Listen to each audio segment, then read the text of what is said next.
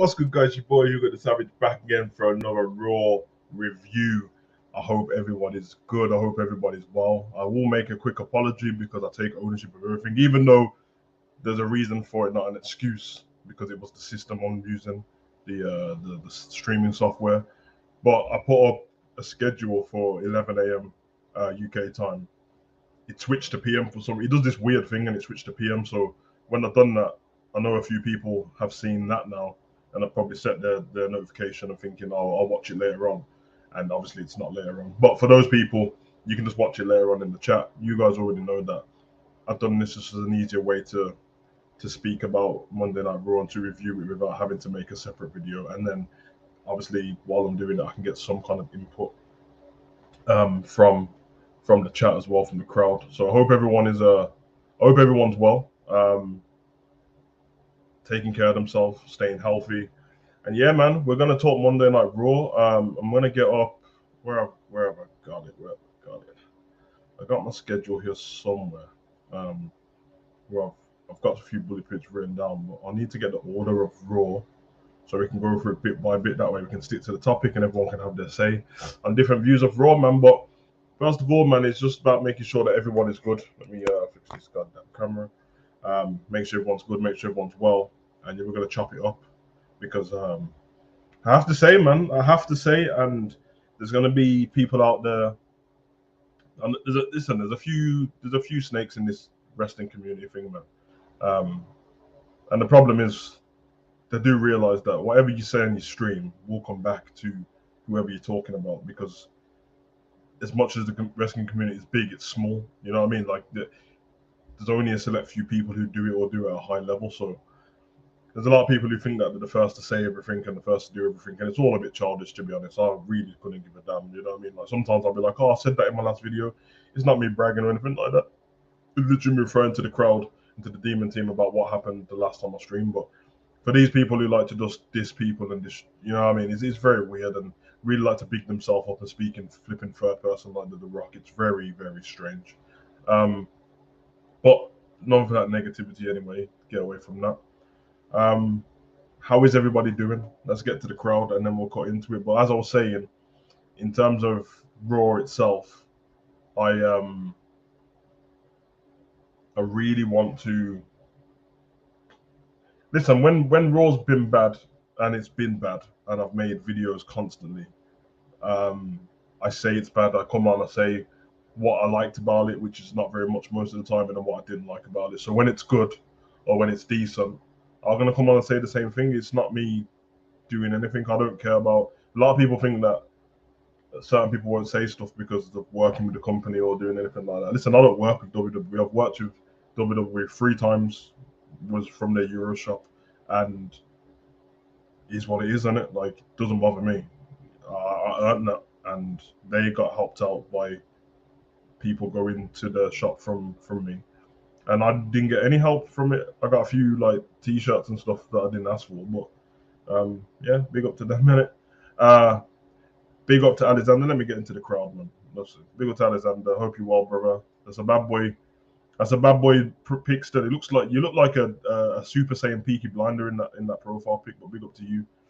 Come on, Zen. You already know, bro. Let's go. Joined at the right time. We're here. You already know the vibes. Come on.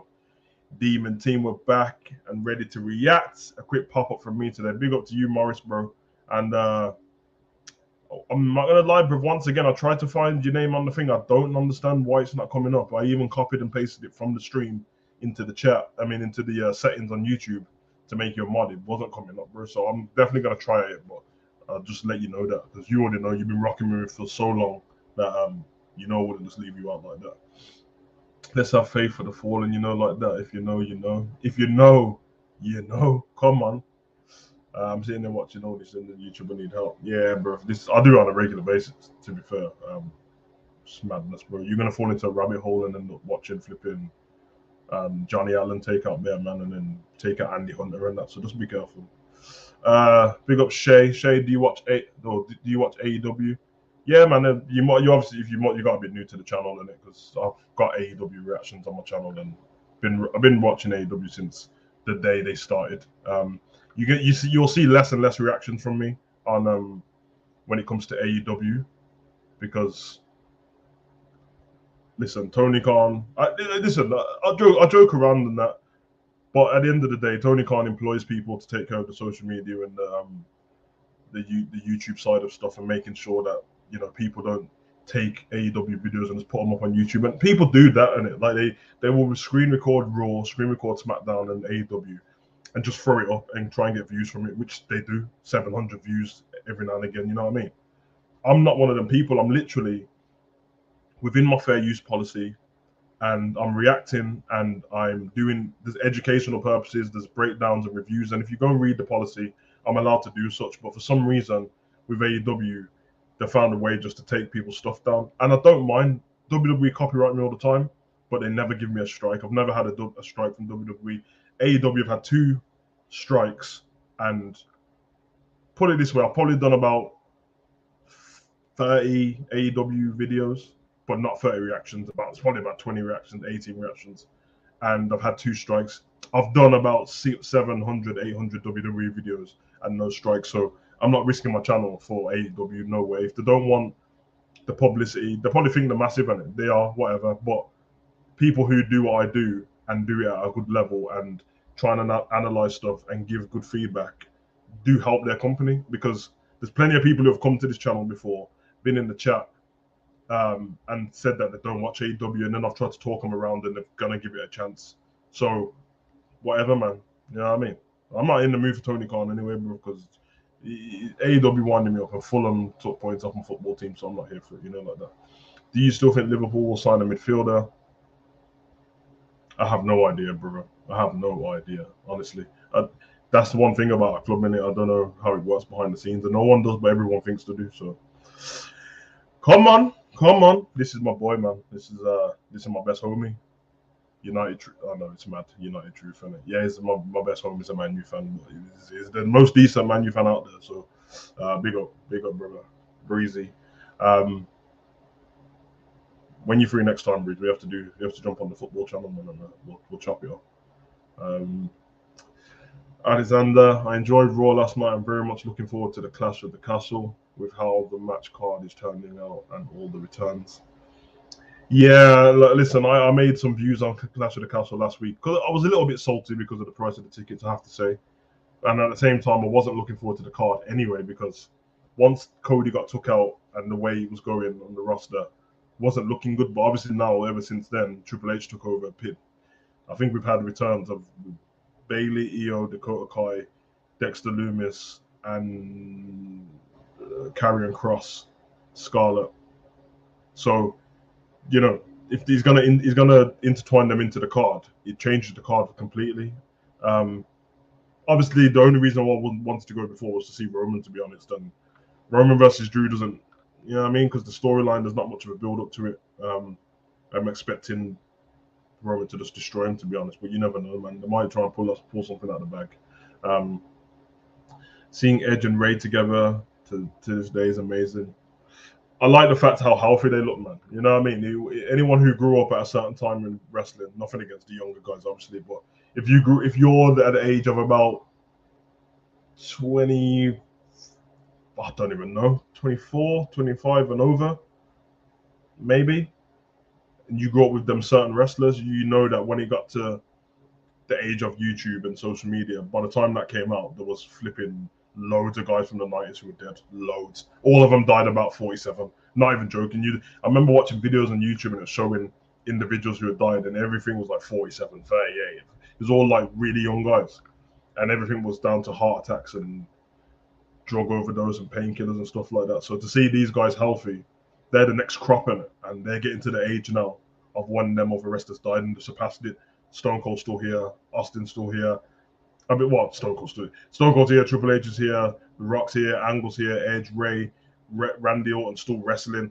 Undertaker's still here. Kane's still here. So you can go through the list, and that crop of people, most of them are still around, and the ones before that, Eddie Guerrero and Test and a few others. Apart from that, it's been fine. So I'm glad to see that. I'm happy with the WWE policy. But let's kick off Raw, man. I got my thing up on the screen here, so if I'm looking away, that's all. Where did we start? We kicked off Raw. Well, we had the in-ring promo from the ladies. So we had the 6 ladies in the ring. Alexa, Bianca, Asuka, and then we had Io Shirai, Bayley, and Dakota Kai. Now, it's quite rare for me to be a fan of all of the women in the ring at the same time. You know what I mean? Usually a segment that I don't really care for some of them.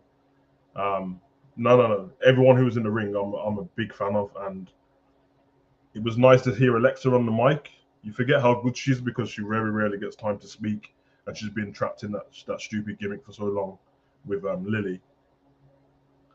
Asuka, she just shouts on it. She does the animating and just shouts, so it's fine. Io Shirai looked very confused. Bianca spoke a lot, which she does. I don't know if I'm right on this, but I swear Bianca Belair must have opened more Raws than anyone else this year. I feel like every time Raw starts, we have a Bianca Belair promo. Now, you guys know how I feel on her promos because I love her as the wrestler. I think she's great. She looks great. She's strong. She's good in the ring.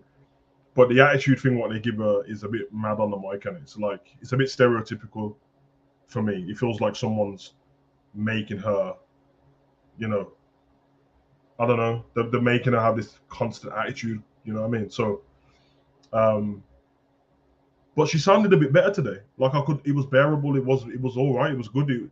She didn't wind me up. Even the fact that she had a bit of spice to her and decided to take it into her own hands, and she started the fight between them. She's like, listen, they made the match for the Clash of the Castle, the 6-woman, which was rare to me because I actually thought that they were going to end up doing it on Raw, which is what I said to you last week. Every Raw seems to have a 6-woman or 6-man tag. Well, they didn't. They made it for Clash of the Castle. I don't really care about it, but it's smart because they're thinking, listen, I want to get the WWE Raw champion, the women's champion, on the card, but I don't really want to do the back-to-back because you think how awkward it is when you have to do Raw Women's Championship, SmackDown Women's Championship, and then obviously it's different because Roman's got both the belts, so that's one match. And I think Triple H is going to try and get the Intercontinental title on the card, which it's never on the card anymore. So with the US title, so if that's the reason, I'm fine with it. It means that everyone in the UK who hasn't got to see them gets to see them. I'm used to seeing them on Raw main events anyway and live shows, so that doesn't bother me too much. But they started out an all-out brawl. It was a good brawl.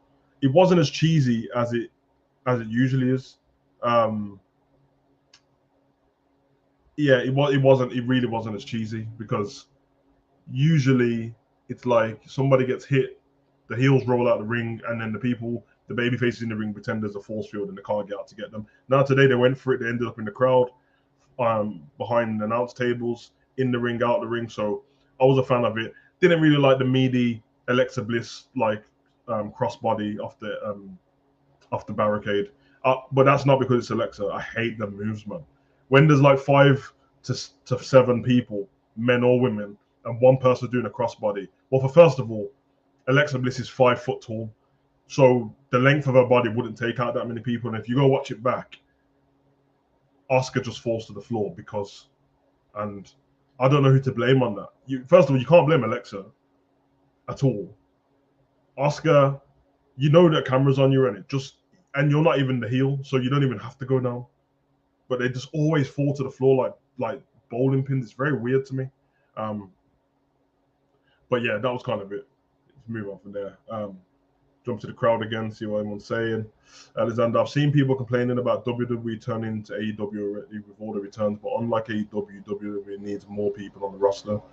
WWE so far, first of all, anyone complaining is a sucker in it. Like, it's been 2 weeks, so stop it. There was one main event where three of the women's, one pay-per-view where 3 women returned on one card. So I don't see the problem. Then you've had a Raw and a SmackDown where someone's come back. How do you expect Triple H to bring people in?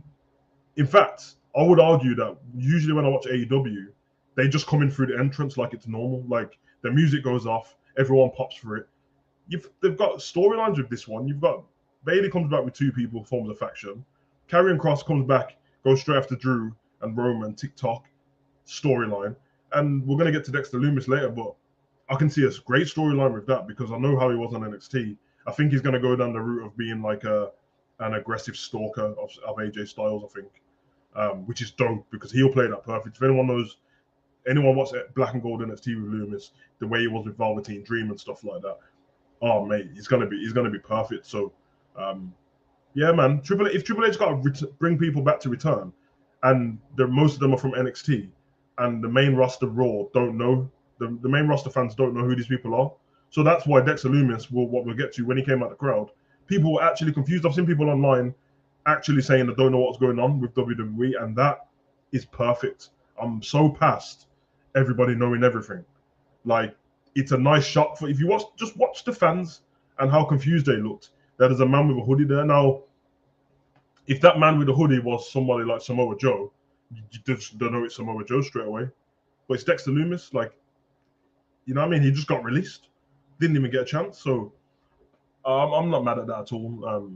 The people who are doing that are weird, and they're proper weirdos. But I love how you can see the reflection of your schedule in Hugo's glasses. That's where you're wrong, then. The reflection you can see is of you guys and my streaming software. You can't see my schedule, so like that.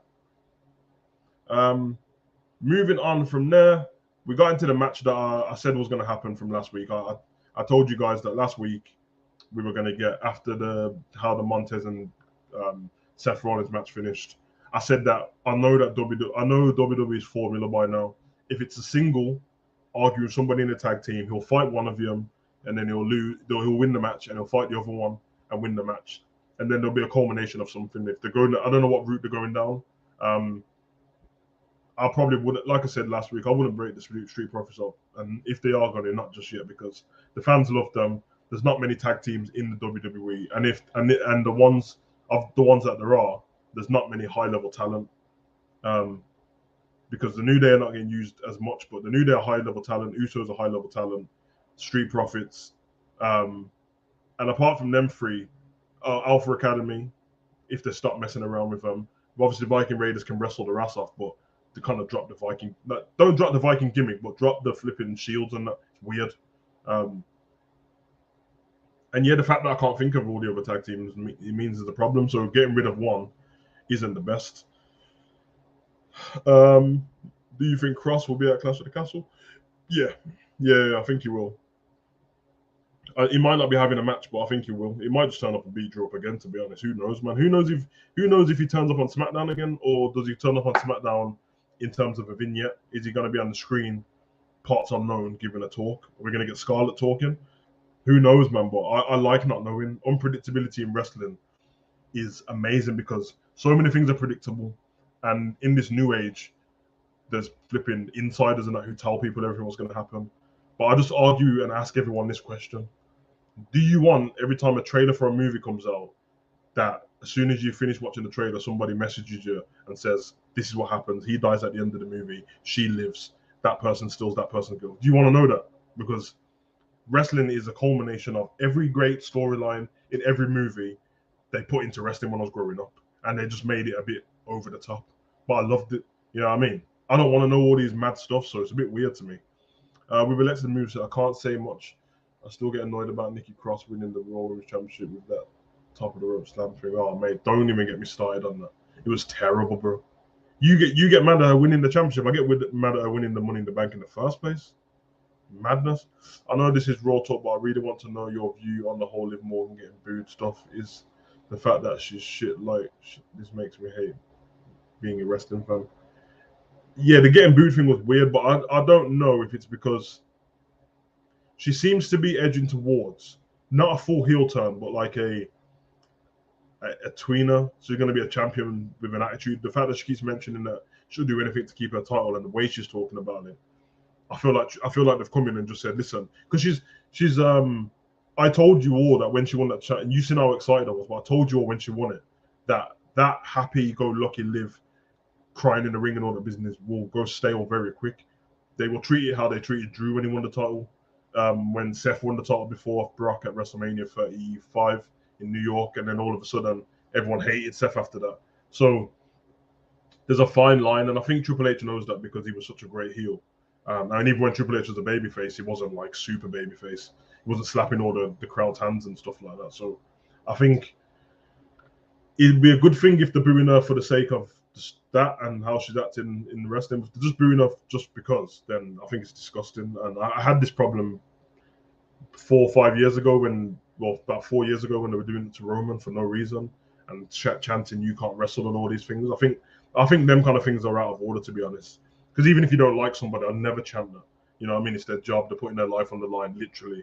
So a bit weird, but yeah, we had Dawkins and Seth Rollins, and I will say, and it's nothing new to me. It just shows how much of an athlete Street Profits are, because Dawkins is always seen as the after one in it. Like, everyone loves Montez. I think because Montez seems to have a bit more charisma about him and he looks more marketable. But if you think of Dawkins, he's great on the mic. I don't know what it is about his attire what winds me up. Like, I'd rather him just come out with no top on than that weird vest, because it makes him look weird.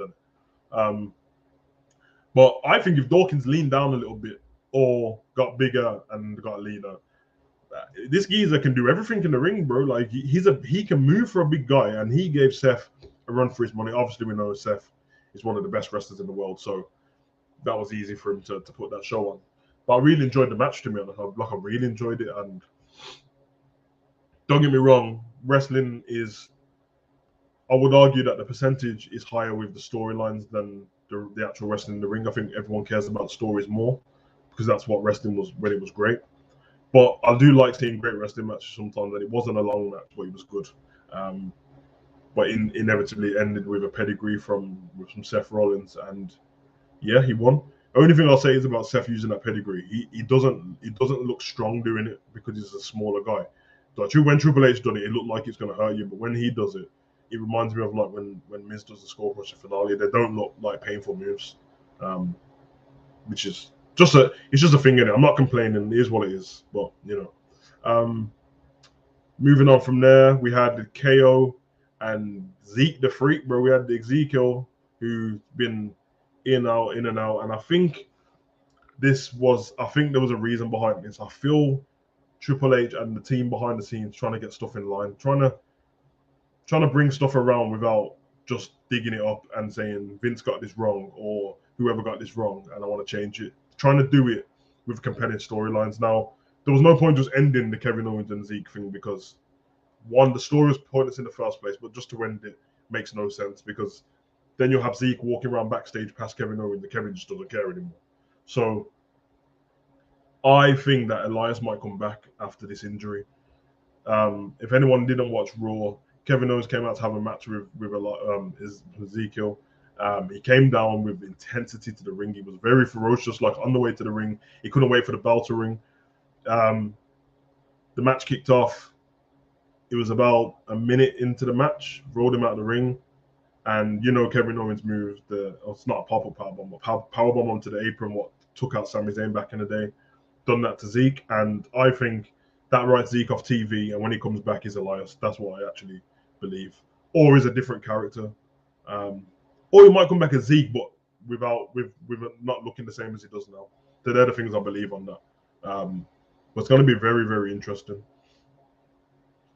Moving on from there, we get a promo from the Judgment Day. Probably the most boring part of the night for me. I didn't really enjoy it.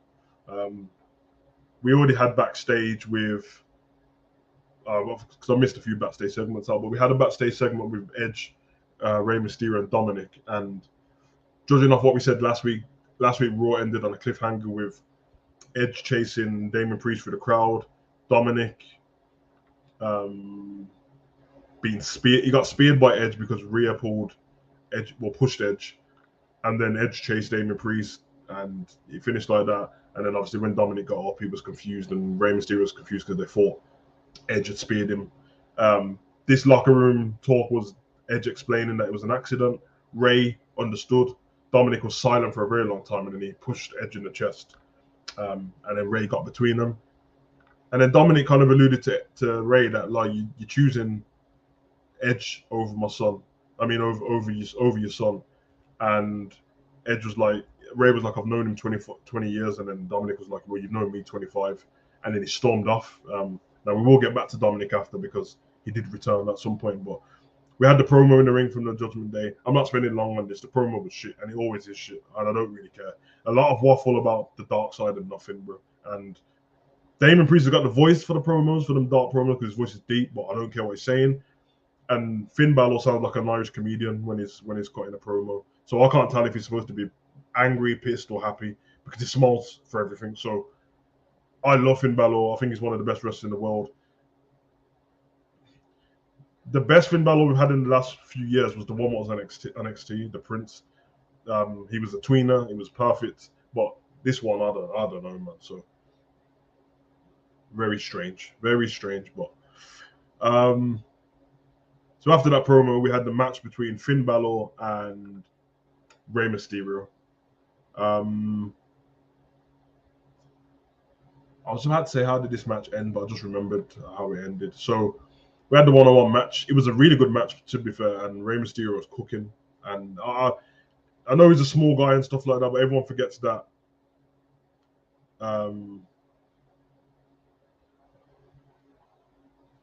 Rey is an older guy because of how small he is, and he's always got a mask on. But he is super mobile. He moves like he's always moved. I still pop for that 619 setup, because when he's with the right person, it looks so perfect. It gave Finn the perfect Hurricane Rana into the ropes to set up the 619, and it was fun, man. What happened in this match was, obviously, when Dominic had stormed off earlier, Edge had told Rey Mysterio that I will come to the ring with you if you need to protect you from the Judgment Day. Rey said no, because it's going to make things worse, and then Edge kind of said, "Well, okay, I'll stay backstage, but 1 minute, I'll stay backstage, but if you need me, I'll come." And he did need him, because Damien Priest kept getting involved in the match. Edge came out. Him and Damien went into the crowd.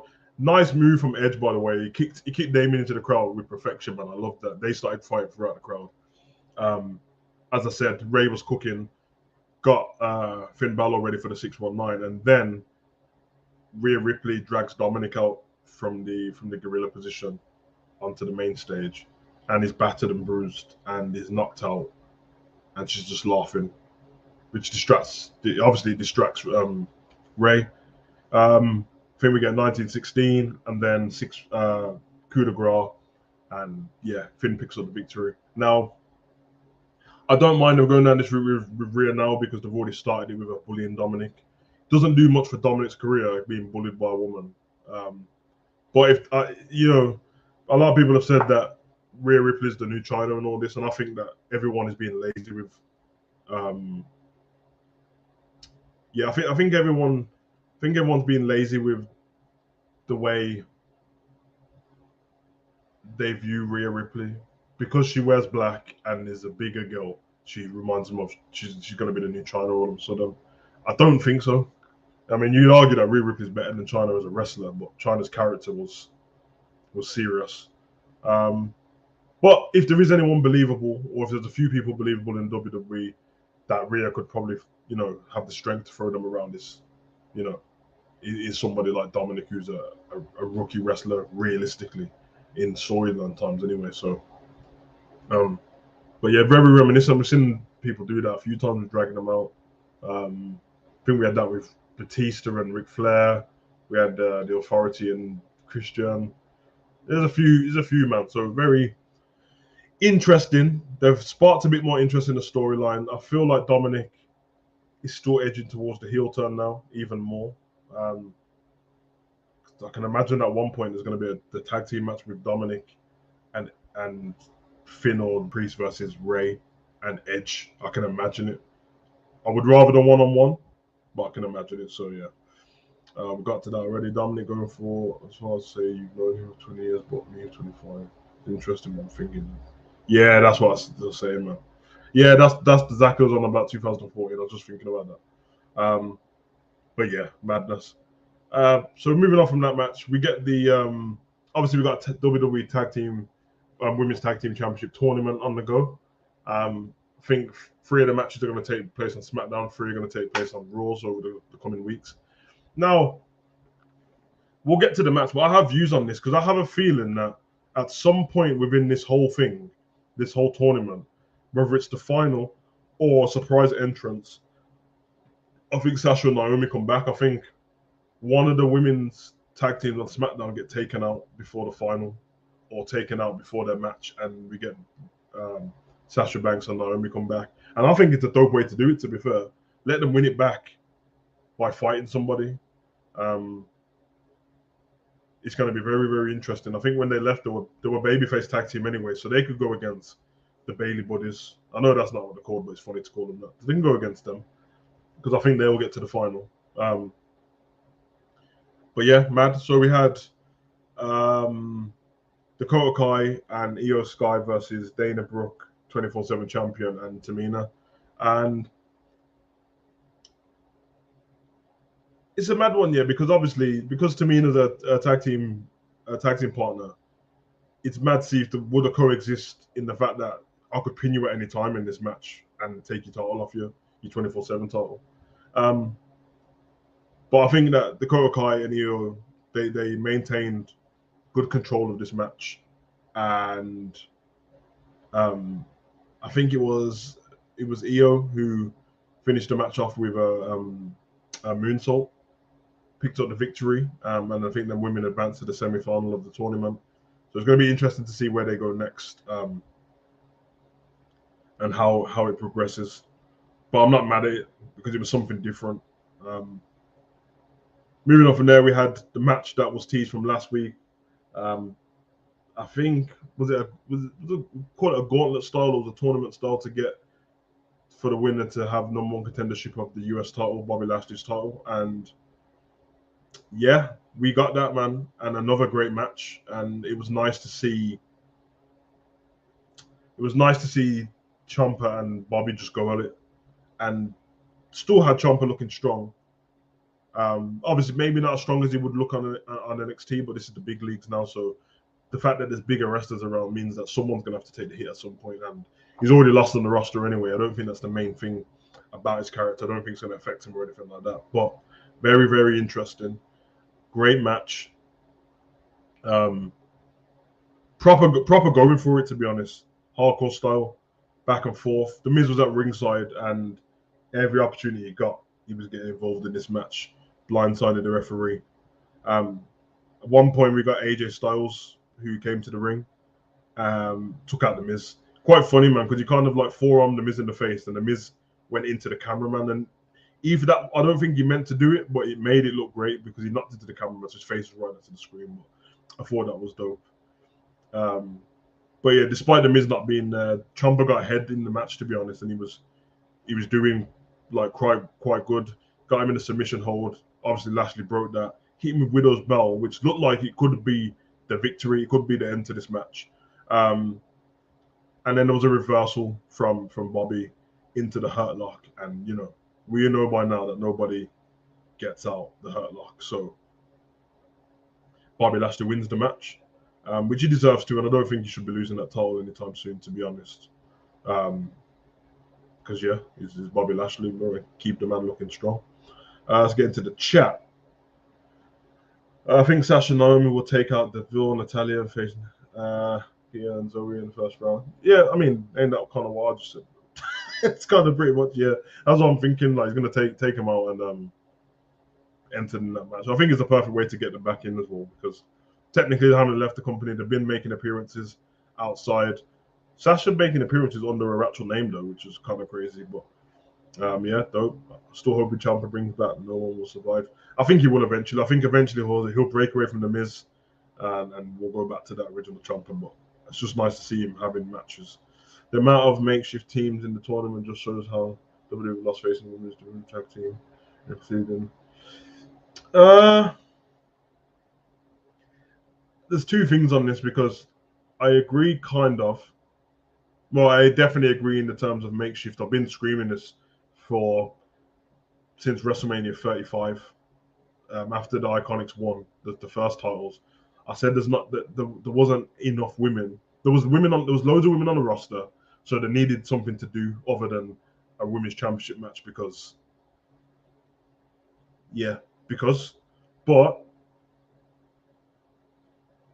at the same time, I can't blame WWE for the makeshift because listen, there's always going to be more male wrestlers than women in tryouts and stuff like that, and you know, it's a newer thing putting the women together in a tag team because they never used to get time on TV to have a regular match, never mind a tag team championship match. So I don't blame them for that. But I said that they probably should have made an Intercontinental title for the women instead of a tag team title because the women have to be makeshift. I get more mad when the men are thrown together than anything, but the women kind of have to be makeshift because there's not enough women on the roster who are already together. I mean, I think Tamina and Natalia feels like they've been with everyone.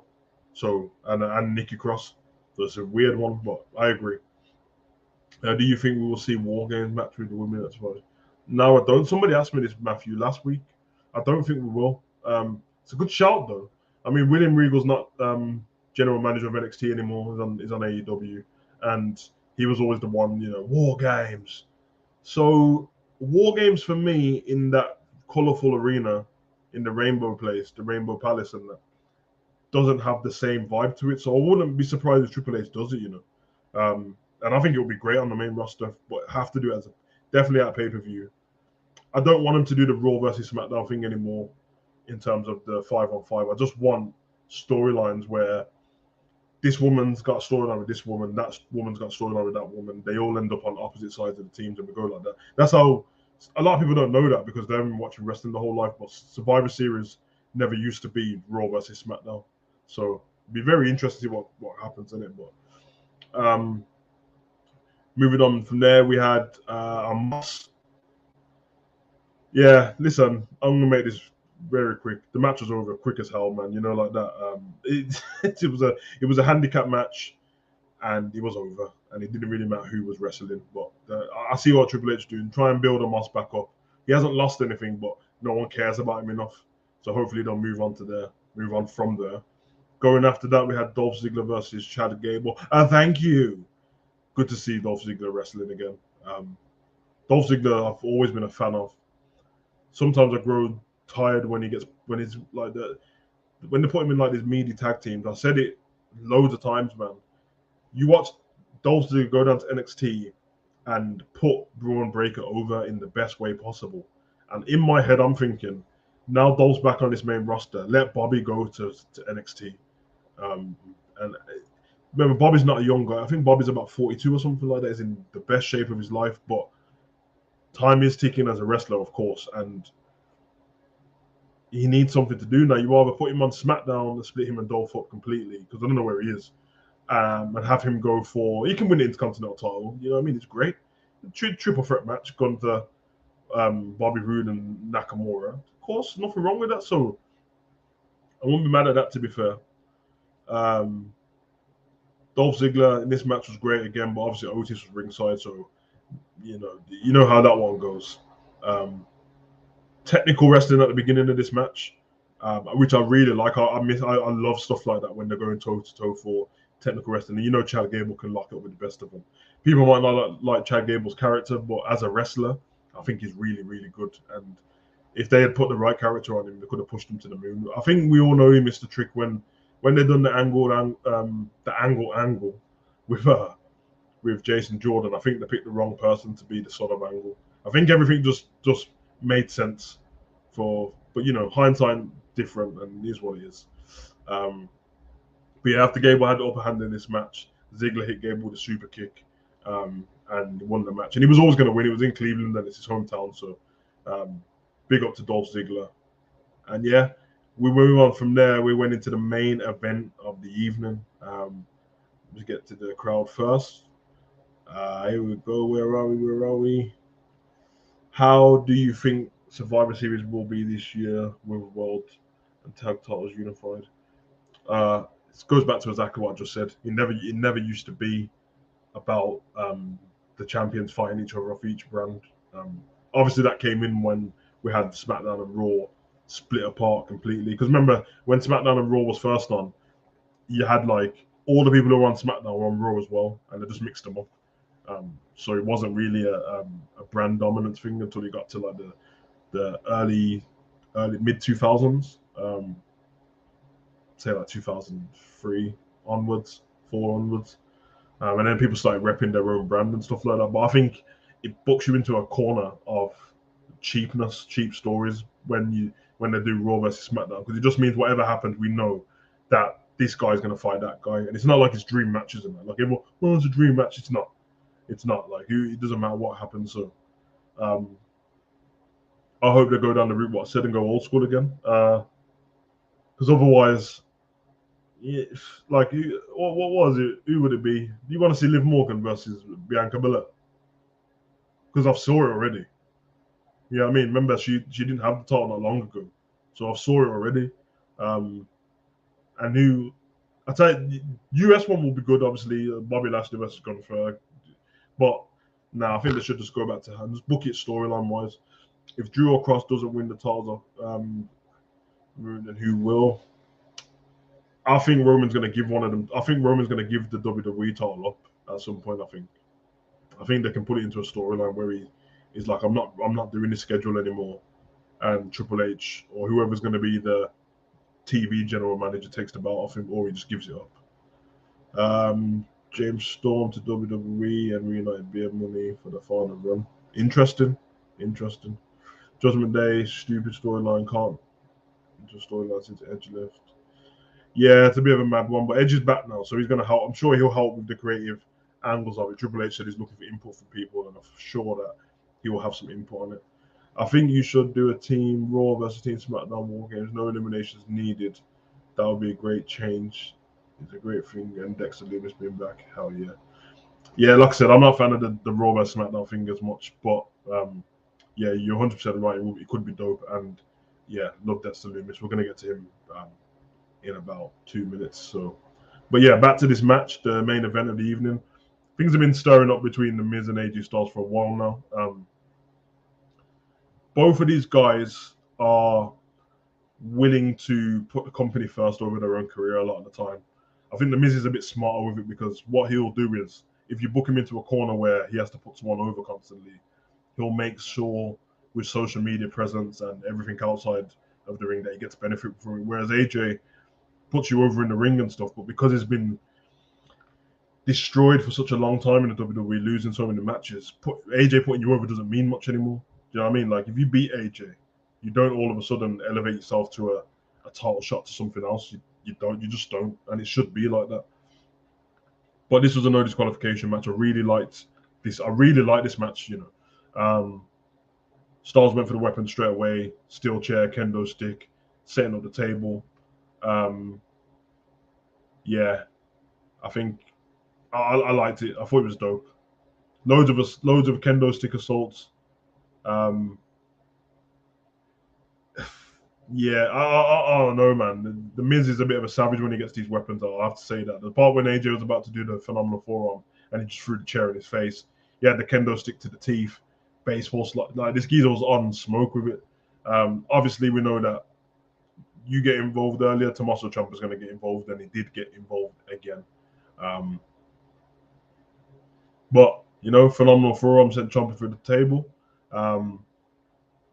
After that, Miz hit Skull Crusher finale with the help of a steel chair, and Styles kicked out. Don't know how he kicked out of it, to be fair. I thought that was going to be over, but I'm glad that they didn't go where AJ has to lose this again.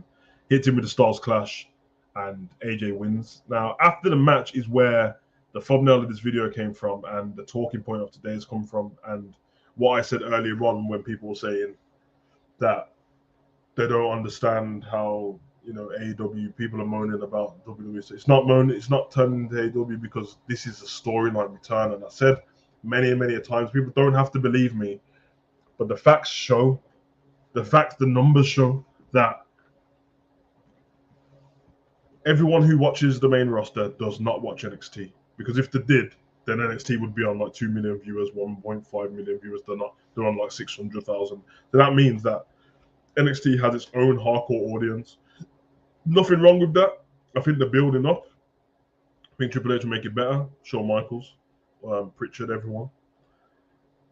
But my problem before, when the black and gold brand was there, Vince was calling people up, is they wasn't introducing these players, these superstars, as anyone. They were just bringing them onto the roster. So you just turn on SmackDown and you'd have like a random wrestler there. And I'm like, didn't even introduce Keith Lee. You just put a screen on saying Keith Lee's here next week. Bearcat Lee's here next week. You changed Karrion Kross and put him in the OnlyFans costume and brought him out. And That's not the way to do it for me. I want to see vignettes come back. I want to see backstories to these people of why they are these people. What were you doing on NXT? So if you're the NXT champion, how is the main roster fan supposed to know that you're anything? They don't. So when Ciampa came over to WWE, the first time we saw him was on a backstage segment. He was just standing there, and I'm like, this guy is this is Ciampa. No one will survive. You know what I mean? Goldie, no music. This is Ciampa, like one of the greatest NXT champions, and they just brought him over like it was nothing. Karrion Kross went from destroying Dijakovic, Keith Lee, Finn Balor, Kyle O'Reilly, Adam Cole. Um, I don't even know. The list goes on. Gargano. The list goes on, and they bring him to the main roster, OnlyFans costume, and take away Scarlett. We had the best entrance. So this bringing Dexter Lumis in like this is perfect because when he walked through the crowd, he had his hood on, and I'm looking at it like, okay, I know who he is straight away. So I'm sort of like the crowd, they know, and obviously Michael Cole's gonna go, who's that? Is that all this business? The way they handled it was perfect. It really looked like for a second the fans thought it's just a wrestler coming through the crowd, and then they thought, oh shit, hold on, this might be actually like a fan who's coming to do something because obviously AJ was celebrating in the ring his victory. Then the police came and the security came and took him down, and you're still couldn't see his face properly. If you know who Dexter Lumis is, you knew it was him straight away, but if you don't know who he is, you have no idea. So they took him down. I could see some of the fans next to him moving back, confused. The way AJ was looking at him was perfect because AJ didn't go, oh, it's Dexter Lumis. He just looked at him and it was like, he was giving that look like, yo, get him out of here. He's trying to ruin stuff. And then his hood comes off and he's got listen, when that list came out of people who got released prior, Dexter Lumis was one of the people on the list. I said, there's no way Dexter Lumis he has a storyteller thing about him without speaking. The psychopath eyes and the serial killer gloves he's got on all the time.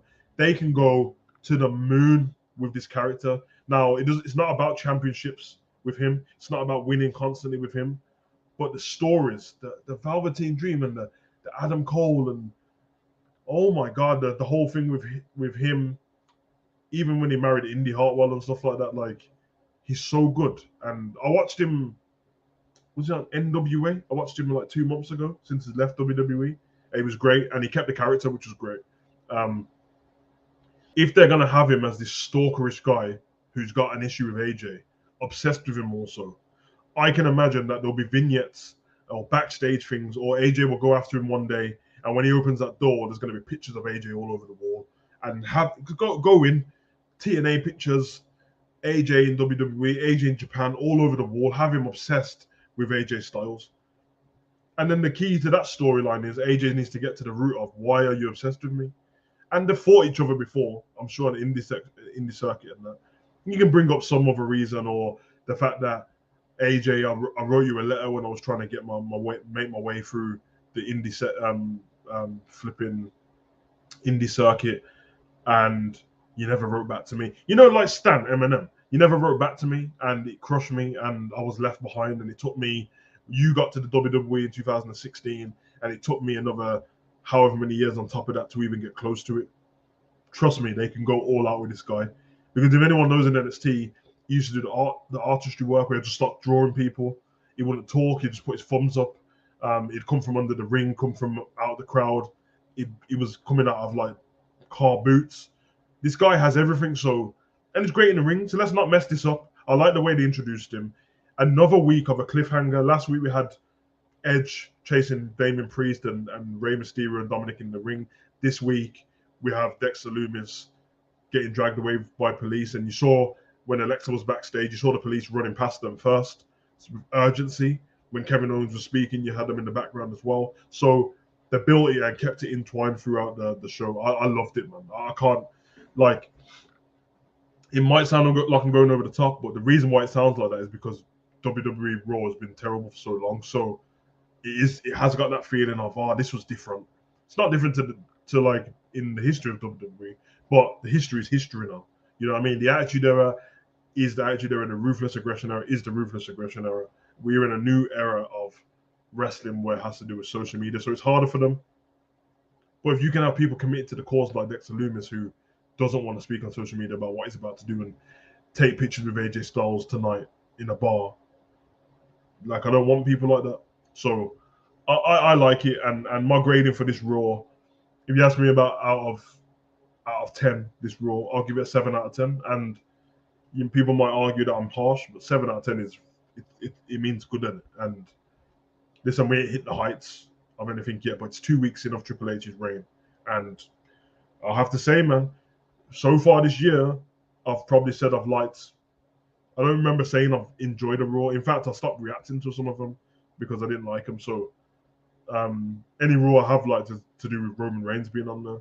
So I'm very happy with this, and hopefully they move on. Obviously, there's still a few things they need to change, and I think that there's a few changes what have been made. I'm very happy about, i.e., the fact that the 24/7 championship again hasn't been. There's been no one like jogging around the building again for the second week in a row.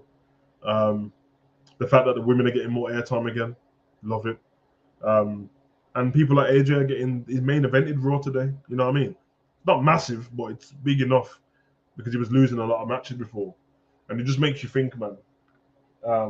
If that all that stuff was done properly before when Triple H was running, don't get me wrong, they lost to NXT to AEW in the ratings, and I couldn't give a shit, to be honest. Ratings doesn't matter. It doesn't matter to fans like me because I'm watching the product in it. So if you tell me that, if I think WrestleMania is amazing, and then you tell me WrestleMania drew like 1 million viewers and that, like way less than it should, I'm gonna be like, okay, but I still love it. It's like when a movie gets a Rotten Tomato score of 44% or something like that. I'm like, whoa, I couldn't give a shit because I love the movie. So, but yeah, man, that was my Raw rating, my Raw review. Flipping gone out of focus. We're gonna get into the crowd one more time. So if anyone's got any more questions, then fire away, and then we'll leave on the hour mark. And that it was nice, man.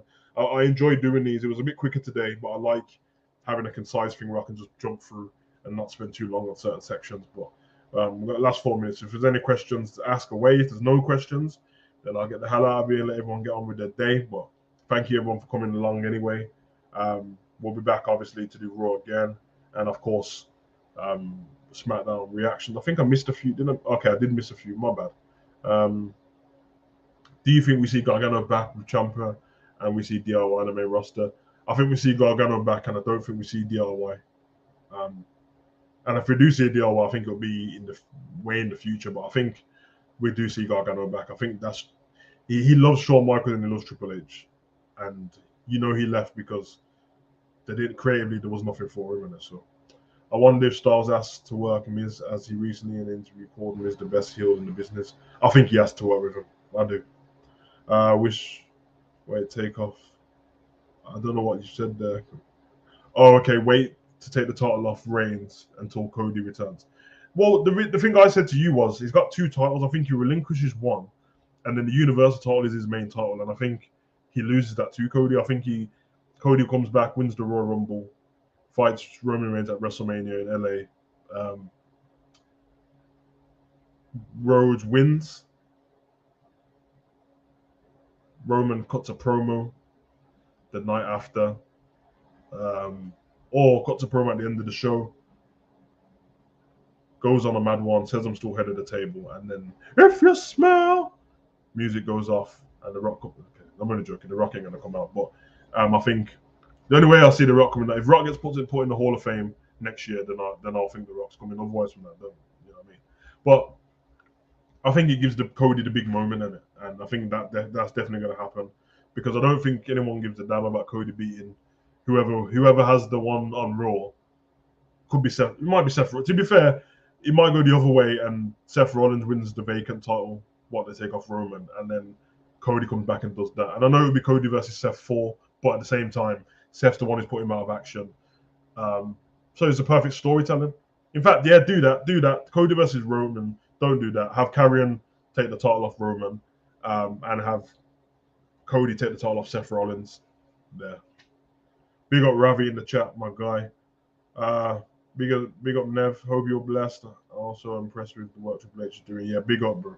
I think I'm impressed too. I think Ciampa will turn on the Miz. Yeah, I said this earlier in the show. Roman Reigns versus Cody Roode. We made it at WrestleMania.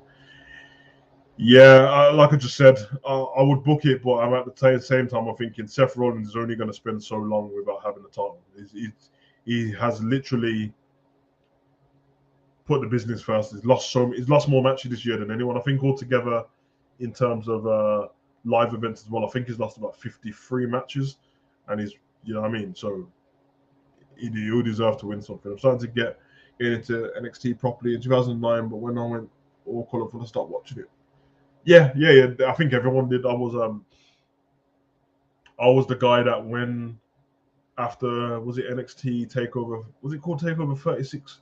It was Samoa Joe versus Karrion Kross, and I think before that we had Stand and Deliver. After those pay-per-views, I started to like just watch it, and I didn't stop doing reactions and stuff because the Rainbow thing put me off a lot, man. But it's actually getting better now.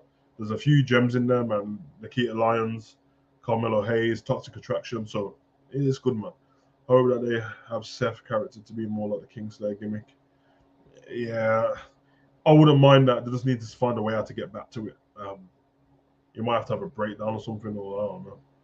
I don't really want The Rock versus Roman. I want both to win. Yeah, you've got the same problem I've got. You can see The Rock in the background, and you can see that I got the Roman t-shirt on. So I actually don't want to see it. I only just booked that because everyone's already mentioned it. So, but I don't want to see it. But I'm gonna leave it there, guys, man. I've had a lot of fun. Thank you guys for coming along. Make sure you like the video, subscribe. If you're gonna return again anyway, then you might as well like the video. And subscribe, like that. Alyssa, I do agree. I've told you many times I don't. Drew McIntyre, cringe all. What he done at SummerSlam with that stupid, and when he does that countdown, I hate it. So he's too good to be cringy like that. So you better stop it. But yeah, guys, I'm gonna get the hell out of here. Thank you very much for coming along. You've all been dope.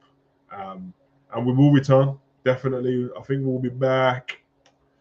SmackDown is what we're looking at. I might cut a video before that, but if not, or if there's any news comes out, then I'm sure to cover that as well. But yeah, man, you've all been dope. So you already know the vibes, man. I've been your boy Savage. Comment, like, subscribe, and share. Yeah, man. Wrestling for you, bro.